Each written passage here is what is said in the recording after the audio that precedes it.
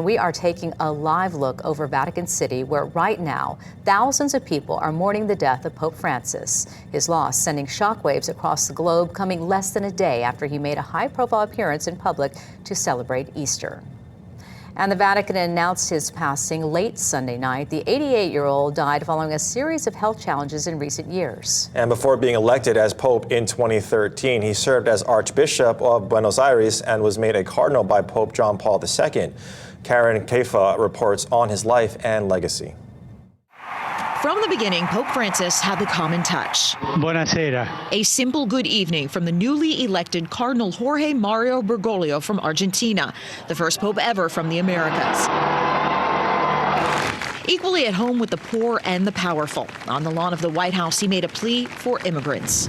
As the son of an immigrant family, I'm happy to be a guest in this country, which was largely built by such families.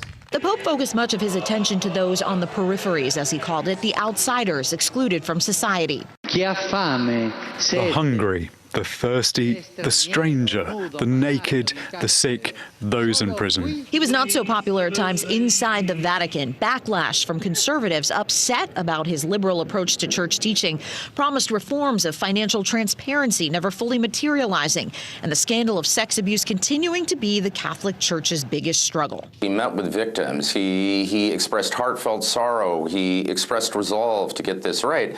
But, you know, most critics, many victims, would say that that wasn't matched with a policy follow-through. When the coronavirus pandemic hit in 2020, this image of the Pope blessing the world from an empty St. Peter's Square became a symbol for that desolate time. Francis urged nations to share their vaccines with poorer countries and vaccinated hundreds of homeless and underprivileged at the Vatican.